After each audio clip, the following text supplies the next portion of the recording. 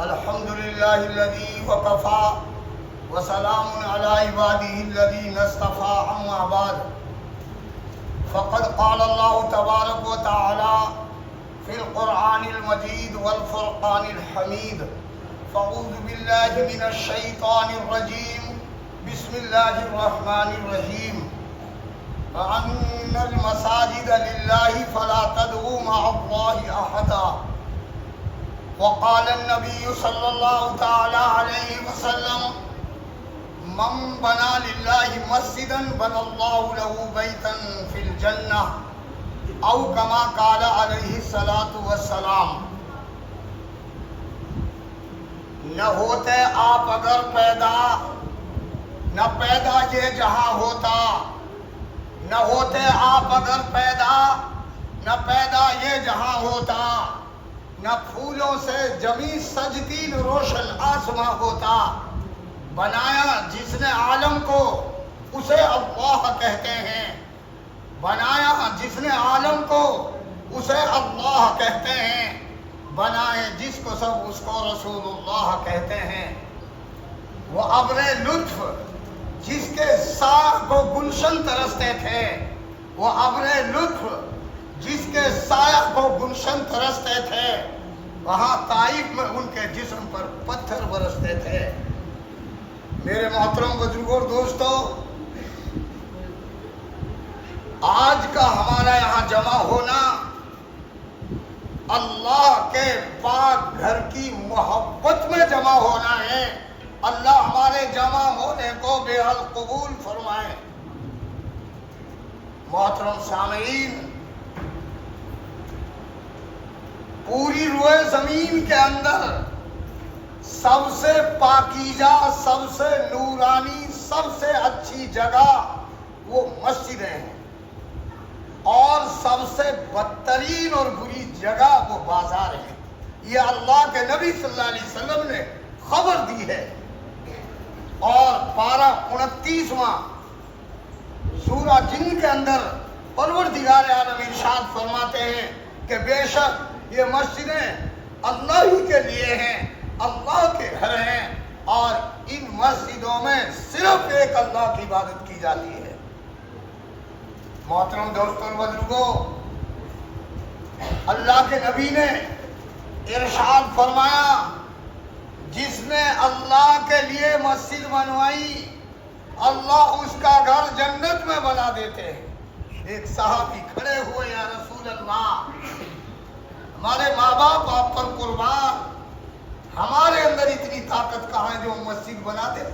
اللہ کے نبی نے ارشاد فرمایا اگر تیری دل کی سوچ یہ ہو کہ اللہ کا گھر بن جائے تو بیتن فی الجنہ، اس کے لیے بھی جنت کا فیصلہ ہے.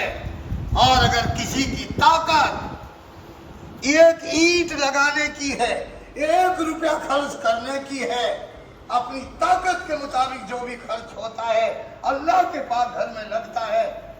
لگانے والوں کے لیے اللہ کے نبی نے فرمایا بیتن فی الجنہ، اللہ اس کا گھر بھی جنت میں بنا دیتے ہیں. تو عزیزو، ہم سارے یہاں اللہ کے پاک گھر مسجد کی محبت میں جمع ہوئے ہیں. بہترین عالیشان یہ جامع مسجد، بڑی مسجد خوبصورت تیار ہوئی ہے. محترم دوستوں اور بزرگوں، یاد رکھو اللہ ان پاک گھروں کا کام اور ان کی خدمت اپنوں ہی سے لیتے ہیں، اپنوں ہی سے لیتے ہیں. تم جب دیکھو یہ اللہ کے گھر کی خدمت کے لیے کھڑا ہے، خدا کی قسم تم اس کے ایماندار ہونے کی گواہی دے دو، اور تم یہ گواہی دے دو کہ اللہ اس سے راضی ہے. محترم سامعین، عرض میں کر رہا تھا کہ قیامت کے دن اس کے تمام آجا یہ بولیں گے، یہ پاؤں بولیں گے. ان پاؤں سے گشت کرایا ہے کہ برائیوں کی طرف چل کے گیا ہے. سورہ یاسین کے اندر پروردگار عالم ارشاد فرماتے ہیں وَنَخْتِمُ عَلَىٰ أَفْوَاهِهِمْ وَتُكَلِّمُنَا أَيْدِيهِمْ وتشهد أرجلهم بما كانوا يكسبون. قیامت کے دن منہ پر مہر لگا دی جائے گی. وتكلمنا أيديهم، یہ ہاتھ بولیں گے، یہ ہاتھ گواہی دیں گے. ان ہاتھوں سے بھلائی کی ہے یا برائی کی ہے؟ ہاتھ بولیں گے.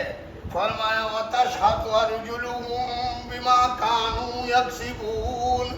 یہ پاؤں بولیں گے، ان پاؤں سے بھلائی کی طرف چل کر گیا ہے یا برائی کی طرف چل کر گیا ہے.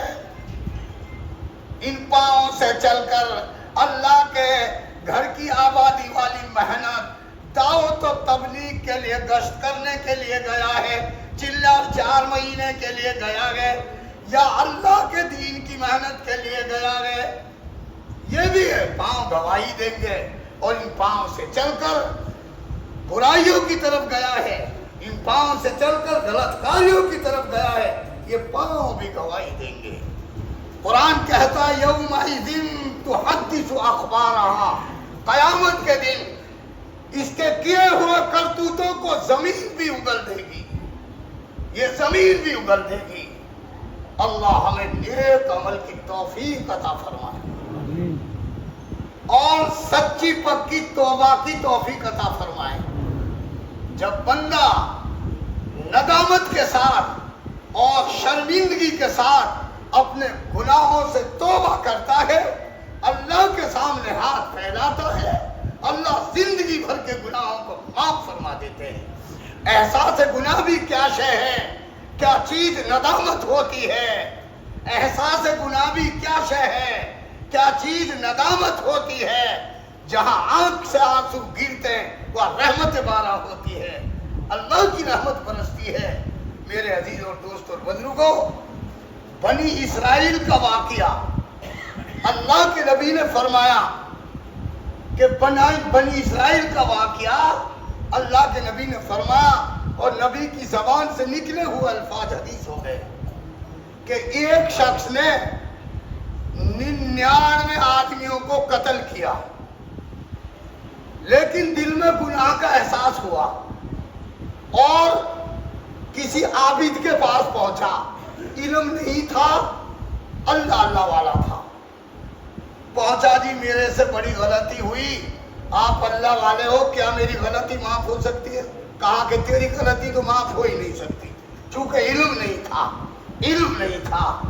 اس نے کہا جب غلطی معاف ہی نہیں ہوتی تو 100 ہی پورے کر لیں. اس کی بھی گردن مار دی، حدیث میں واقعہ لکھا ہے. 100 پورے ہو گئے، پھر احساس ہوا. اس کو کسی نے بتایا کسی عالم کے پاس جا، فلاں جگہ رہتے ہیں، وہ تمہیں راستہ بتائے گا، توبہ قبول ہو جائے گی. اب یہ چلا، لیکن یاد رکھو فَإِذَا جَاءَ أَجَلُهُمْ لَا يَسْتَأْخِرُونَ سَاعَةً وَلَا يَسْتَقْدِمُونَ. جب موت کا وقت آتا ہے، موت نہ آگے آ سکتی ہے نہ پیچھے آ سکتی ہے، مقرر وقت پر موت آئی ہے. اب یہ توبہ کی نیت سے چلا اور صرف مسئلہ پوچھنے کے لیے چلا، توبہ کی نیت کر، موت آ گئی، زمین پر گرا. جہنم والے فرشتے آئے، جہنم میں لے جائیں گے، 100 قتل کیے. ادھر رحمت کے فرشتے آئے، جنت والے فرشتے آئے، نہیں، توبہ کی نیت سے چل دیا ہے.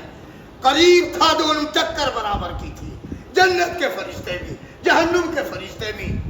اللہ نے فیصلہ کرنے والا تیسرا فرشتہ بھیجا کہ اس زمین کو ناپو، جہاں سے یہ چلا ہے توبہ کرنے کے لیے اپنے گھر سے اگر وہ نزدیک ہے تو جہنم والے لے جائیں، اور جہاں یہ توبہ کرنے کے لیے جا رہا ہے اگر وہ نزدیک ہے تو پھر جنت والے فرشتے لے جاؤ. میں قربان جاؤں اس کریم آقا کے، اللہ نے زمین کو لپیٹ دیا اور ایک بلال ایک بالش ادھر ہو گئی جدھر توبہ کے لیے جا رہا تھا. وہ کریم آقا کتنے کریم ہے، خدا کی قسم یہ توبہ کی نیت سے ہی چلا تھا، اس کو جنت والے فرشتے لے گئے، اللہ نے مغفرت فرما دی. اللہ فرماتا ہے قُلْ يَا عِبَادِيَ الَّذِينَ أَسْرَفُوا عَلَىٰ أَنفُسِهِمْ لَا تَقْنَطُوا مِن رَحْمَةِ اللَّهِ إِنَّ اللَّهَ يَغْفِرُ الذُّنُوبَ جَمِيعًا، 'إِنَّهُ هُوَ الْغَفُورُ الرَّحِيمُ. 'إِنَّ اللَّهَ يَغْفِرُ الذُّنُوبَ جَمِيعًا إِنَّهُ هُوَ الْغَفُورُ الرَّحِيمُ. 'إِنَّهُ هُوَ الْغَفُورُ الرَّحِيمُ. اللہ فرماتے محمد اپنی امت سے کہہ دے جنہوں سے گناہ زیادہ ہو گئے لا تقنطوا من رحمت اللہ، اللہ کی رحمت سے نا امید نہ ہو، اللہ تمام گناہوں کو معاف کرنے والے ہیں۔ اللہ ہمیں سچی پکی توبہ کی توفیق عطا فرمائے۔ تو عرض میں کر رہا تھا یہ کتنا عالیشان گھر بنا ہے اور پوری بستی پورے علاقہ یہاں خوشی میں جمع ہوا ہے۔ خدا پورے مجمع کی مغفرت فرمائے۔